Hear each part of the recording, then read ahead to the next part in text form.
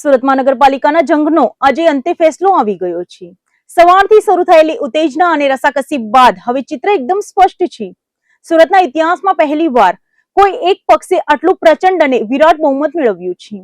સુરત મનપાની કુલ 120 બેઠકોમાંથી ભારતીય જનતા પાર્ટીએ અકલ્પનીય 115 બેઠકો પર કબજો જમાવીને વિપક્ષના સુપડા સાફ કરી દીધા છે, જ્યારે બીજી તરફ કોંગ્રેસને માત્ર એક બેઠકથી સંતોષ માનવો પડ્યો છે અને ગત ચૂંટણીમાં ધમાકેદાર એન્ટ્રી કરનાર આમ આદમી પાર્ટી માત્ર 4 બેઠકો પર સમેટાઈ ગઈ છે। સુરતમાંથી સ્થાનિક સ્વરાજની ચૂંટણીના પરિણામોમાં ભાજપનો દબદબો સ્પષ્ટ જોવા મળ્યો છે। કુલ 120 બેઠકોમાંથી ભાજપે ભવ્ય 115 બેઠકો પર જીત મેળવી છે, જ્યારે કોંગ્રેસને માત્ર એક બેઠકથી સંતોષ માનવો પડ્યો છે અને આમ આદમી પાર્ટીએ 4 બેઠકો પોતાના ખાતામાં નોંધાવી છે। આ પરિણામો દર્શાવે છે કે સુરત શહેરમાં ભાજપની પકડ વધુ મજબૂત બની છે, જ્યારે વિરોધ પક્ષો માટે આ પરિણામો ચિંતાનો વિષય બની રહ્યા છે। મતગણતરી દરમિયાન પણ રાજકીય ગરમાવો ચરમસીમાએ રહ્યો હતો। ભાજપ, કોંગ્રેસ અને આમ આદમી પાર્ટીના કાર્યકર્તાઓ વચ્ચે ઉગ્ર બોલાચાલી અને બાવળો સર્જાયો હતો। પરિસ્થિતિ તંગ બનતા પોલીસ તંત્રને વચ્ચે પડવું પડ્યું હતું અને સમયસર હસ્તક્ષેપ કરીને મામલો શાંત કરવામાં આવ્યો હતો। આ ચૂંટણીમાં ખાસ કરીને આમ આદમી પાર્ટીના પ્રભાવ પહેલા કરતા ઓછા જોવા મળ્યા છે, જો કે પાર્ટીએ 4 બેઠકો મેળવીને પોતાની હાજરી નોંધાવી છે। બીજી તરફ કોંગ્રેસનું પ્રદર્શન નિરાશાજનક રહ્યું છે। માત્ર